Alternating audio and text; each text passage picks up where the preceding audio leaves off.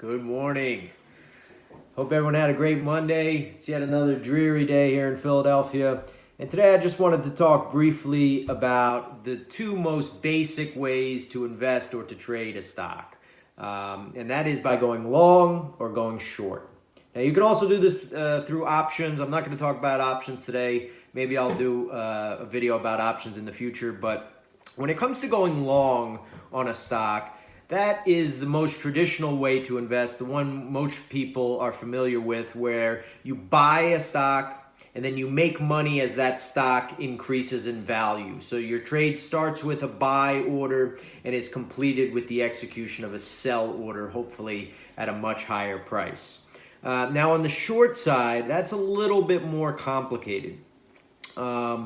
Short is exactly the opposite of a long. So on a short trade, you're making money as the stock goes down in price. And a short trade, again, opposite to a long, is initiated with a sell order and is completed with a buy order. Now, in order for this to work, you have to borrow shares from your broker and then sell them into the market. And then at a later period, at a later time in the future, you buy them back, hopefully at a lower price, and you keep that difference.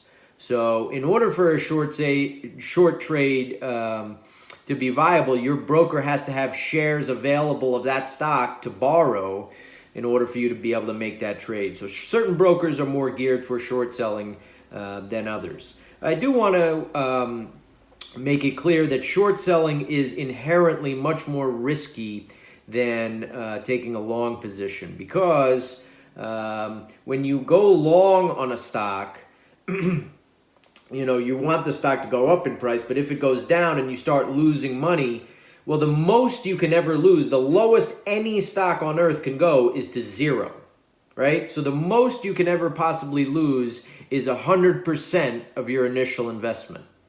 Now, on a short, it's exactly the opposite. On a short, you're making money as the stock goes down, but if the stock goes up, you're losing money. And there is no ceiling to how high a stock can go.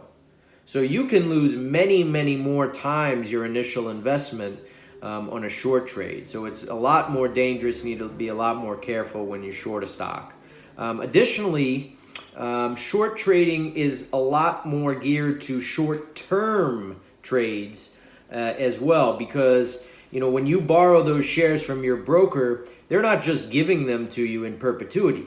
I mean, they're charging you a fee to borrow those shares each day that you're holding them. So as a retail investor, I mean, those fees can really add up. So it seems like the deck is a little bit stacked against short sellers. And I do want to say that I think that reality is a little bit offset by the fact that it's much, much easier to identify a piece of shit company than it is to try to pick a diamond in the rough and identify the next Google or Apple. There are a lot of companies it doesn't take a genius to look at a balance sheet and see a company that's losing a ton of money, or see a headline of a CEO that just got indicted, or fraud, or whatever that the case may be, or a company that's trying to compete with a much better company. There's a lot of shitty companies out there. So I think that kind of offsets some of the ways in which the deck is stacked against shorts. But I also wanted to try to tie this back to yesterday's topic. I talked about bear markets versus bull markets. And so short sellers are typically referred to as bears. It makes sense because bear market, we remember that's a market that's going down. That's what shorts want.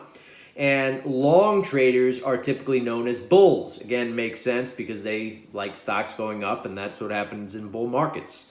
And tying this to another anthropomorphic aspect of finance, I wanted to leave you guys with the question and see if anyone knew what a hawk or its counterpart, a dove, is when it comes to finance.